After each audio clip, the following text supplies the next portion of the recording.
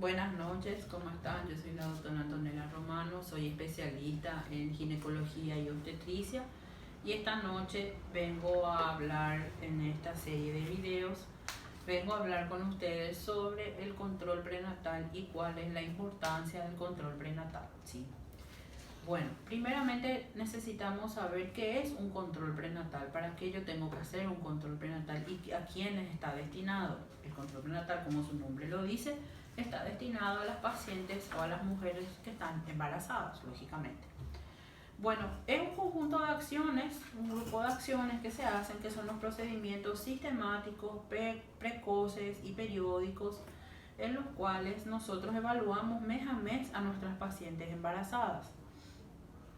¿Por qué dice sistemático? Justamente porque se debe hacer, se sigue un protocolo de acciones que se tiene que hacer en cada consulta. ¿Por qué es periódico? Porque se debe hacer mes a mes y luego en el séptimo mes se espacian menos los controles. ¿Y por qué debe ser periódico? ¿Por qué debe ser precoz? Porque tiene que comenzar ni bien la paciente se entera de que está embarazada. Entonces lo ideal es comenzar antes de los 3 meses o antes de las 12 semanas, ¿sí? Bueno, el control prenatal puede estar hecho por ginecobstetra, por la obstetra, por las enfermeras que estén preparadas y que estén entrenadas para hacer eso, y se realiza según los diferentes niveles de atención, es decir, en todos los niveles de atención, tanto primario, secundario y terciario, se tienen que hacer los controles prenatales, ¿sí? Bueno, ¿qué yo necesito tener a mano en un consultorio donde se realiza una consulta prenatal? Necesito tener primeramente la ficha de mi paciente, es decir, yo tengo que conocer a mi paciente, yo tengo que saber todos sus datos completos, saber su nombre completo, edad, dirección, teléfono, número de documento, saber en qué trabaja, saber condiciones en su casa, si en su casa se fuma o si ella es fumante, si se toma alcohol, si es que ella toma alcohol también, si es que se utilizan drogas o hay violencia en la casa, todo ese tipo de cosas necesitamos saber también. También necesitamos saber sobre sus antecedentes familiares o heredofamiliares, sería si la madre, el padre, hermano o personas más cercanas a ella tienen tienen condiciones patológicas que a ella le podrían afectar durante su embarazo. También necesitamos saber sus antecedentes personales, es decir, ¿qué quiere decir los antecedentes personales? Si ella tiene patologías de riesgo que le vayan a afectar a ella, como ser una hipertensión, una diabetes, asma, alergia a medicamentos o condiciones alérgicas, y cualquier otro tipo también de acciones, de patologías que esta paciente pueda presentar. También necesitamos tener, para la hora del examen físico, necesitamos tener el esfigmomanómetro o el aparato de presión o tensiómetro, porque debemos controlar en todas las consultas la presión de nuestra paciente, porque nosotros tenemos que tener una presión basal, que sería la presión medida en su primer control prenatal, para poder después orientarnos si esa presión está subiendo demasiado o está bajando. También tenemos que tener una balanza, porque necesitamos tener el peso inicial de nuestra paciente para poder saber si esta paciente está engordando demasiado o no está subiendo de peso durante su embarazo.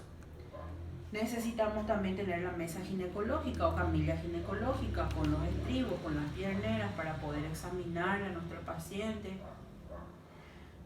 También necesitamos un estetoscopio de Pinar, si tenemos el ecodoppler o Doppler para el monitor fetal, para ocultar los latidos cardíacos fetales también, y espéculos vaginales, de preferencia descartables. ¿Para qué eso? Para poder hacer ya en la primera consulta, examinar cómo se encuentra el cuello uterino, cómo está la vagina, y encontrar todo lo que tengamos en cuanto al aparato genital femenino en nuestra paciente. Bueno,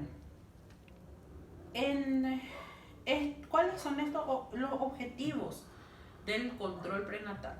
Primeramente yo tengo que identificar cuáles son los riesgos de esta madre. Si no tiene riesgos, tanto mejor. Diagnosticar su edad gestacional, de cuántas semanas o de cuántos meses ella se encuentra. Claro, vamos a explicarle a nuestras pacientes que es en meses, pero nosotros nos manejamos por semanas, ¿sí? Diagnosticar la condición fetal, en qué condiciones se encuentra el feto, si se mueve, no se mueve, a las cuántas semanas se movió. Necesito saber cuál es la posición del feto también, los latidos fetales, cuál es la condición de mi paciente, la condición de la mamá, si es que ella está en buena condición de salud o si de repente presenta alguna patología en la cual yo necesito hacer algunos ajustes. Y por supuesto, la educación higiénico-dietética de la madre, es decir, necesitamos educarle en cuanto a su higiene completa, higiene dental.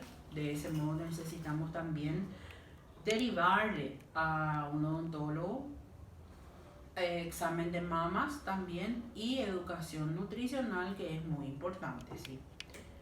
Bueno, ¿cómo entonces yo identifico factores de riesgo y dónde? ¿Cómo yo me doy cuenta de que esta paciente está teniendo unos factores de riesgo? En nuestro carnet perinatal o prenatal vamos a encontrar algunos cuadritos o redonditos amarillos. Eso quiere decir que es alerta, significa alerta. Por poner un ejemplo, ¿qué es lo que a mí me va a llamar la atención? ¿Cuál es una alerta? Si una madre tiene menos de 15 años o tiene más de 35. Si es que tiene varios embarazos, más de 4, si tiene diabetes, si tiene hipertensión, si tuvo en el embarazo anterior mellizos o gemelos también. También necesitamos poner cuál es la historia obstétrica de la paciente, es decir, las gestaciones, número de gestaciones, número de partos, número de cesáreas, número de abortos, de embarazos ectópicos, cuándo nació el último hijo, cuál es su fecha última de parto, si ella para este embarazo ya estaba deseando o no estaba deseando. Y en caso de que no esté deseando, qué tipo de método anticonceptivo ella está siguiendo y saber si ese método anticonceptivo fracasó o simplemente quedó embarazada, ¿sí? Necesitamos también saber los antecedentes socioeconómicos de nuestra paciente, su nivel de cultura, su nivel de educación, si es que hizo la primaria, la secundaria, universitaria, si tiene otros títulos, todo eso. Necesitamos saber si sabe leer, si no sabe leer. Ya había hablado de la parte del alcohol y tabaco en la casa. Ruralidad, que sería, por ejemplo, que la paciente vive lejos en el campo y no va a tener acceso a nosotros para poder venir a consultar. No se olviden también de que la paciente puede consultar tanto a nivel público como a nivel privado. Entonces nosotros necesitamos estar preparados para todo tipo de condiciones que presente la paciente. Bueno, ya, ¿qué yo voy a hacer? ¿Qué acciones yo voy a tomar con esta paciente? En la primera consulta vamos a necesitar, lógicamente ella ya va a venir, si acude a ustedes con una sospecha de embarazo, es o porque tuvo un retraso menstrual o porque ella misma se hizo el famoso test de farmacia, el test de orina, en donde le salió positiva su prueba, ¿sí? Entonces, ¿qué yo voy a hacer para confirmar ese examen? Podemos solicitar un análisis que se llama beta-HCG, puede ser el cualitativo como el cuantitativo. ¿Qué quiere decir eso? Es la fracción beta de la hormona gonadotrofina coriónica, ¿sí? Humana. Si es cualitativo, el valor va a ser positivo o negativo. Si es cuantitativo, nos va a hablar en números y ahí podemos ya calcular de cuántas semanas está nuestra paciente. ¿De qué otra forma? Si nuestra paciente es regular en sus periodos menstruales, podemos guiarnos por su fecha de última menstruación y calcular con un gestograma, que es un disco en el cual nosotros podemos calcular la edad gestacional de nuestra paciente, o también puede ser hoy en día, tenemos muchas aplicaciones en los celulares en donde podemos calcular también la edad gestacional de las pacientes. ¿Qué otra cosa necesitamos saber? La primera ecografía es muy importante, pero voy a dejar un apartado para hablar después de las ecografías. Ahora, ¿qué más tengo que solicitarle? La parte de análisis laboratoriales. necesitamos saber un hemograma, tener un hemograma para poder controlar si nuestra paciente está anémica o no. Un estudio de glicemia que nos va a permitir saber si ella es o intolerante a la glucosa o ya está diabética, que eso hay que pedir sí o sí. Una tipificación sanguínea para saber qué tipo sanguíneo tiene nuestra paciente y de paso también saber el tipo sanguíneo del padre, ¿sí? Necesitamos saber estudios de coagulación, un coagulograma, luego necesitamos saber tener una orina simple para poder identificar si hay algún tipo de infecciones, si tuvo cálculos o tiene cálculos en la orina. Y también, por último, tenemos que tener lo que se llama el TORCH. ¿Qué es el TORCH? Es el examen de las enfermedades infecciosas que se pide en el primer trimestre del embarazo, que estamos hablando de toxoplasmosis, rubeola, citomegalovirus y herpes simple, ¿sí? Entonces, luego de eso, solicitamos ecografías. Ahí en esto les quiero explicar exactamente en qué consiste, qué número, porque uno siempre se confunde, me dice, no, mi doctora a mí me dijo que me tiene que hacer ecografía en cada control, o no, mi doctora me dijo que me tengo que hacer solamente 2 o 3 ecografías en el embarazo, distintamente. A nivel público, tenemos que sí, se deben hacer 3 ecografías en todo el embarazo, una en el primer trimestre, otra en el segundo y otra en el tercero. Y a nivel privado, generalmente la paciente pide ella misma ver cómo está su bebé en cada control prenatal. Pero vamos a lo que es importante. ¿Qué hacemos o qué yo investigo en una primera ecografía? En mi primera ecografía yo investigo exactamente la edad gestacional, investigo el número de embriones, investigo la placentación también y la presencia o no de vesícula vitelina, que la vesícula vitelina es la que nos va a informar si ese embarazo está siendo dentro del útero o está siendo fuera del útero, y también la nutrición del embrión.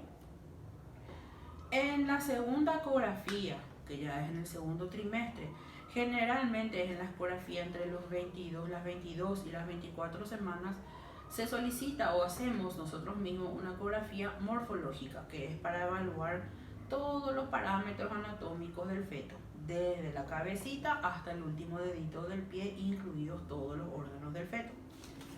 Ya en la última ecografía, la tercera ecografía, generalmente nosotros miramos, aparte de la placentación, vemos el peso del bebé, vemos la cantidad de líquido amniótico, si es la adecuada para la edad gestacional, vemos cuál es la posición y el bienestar fetal también.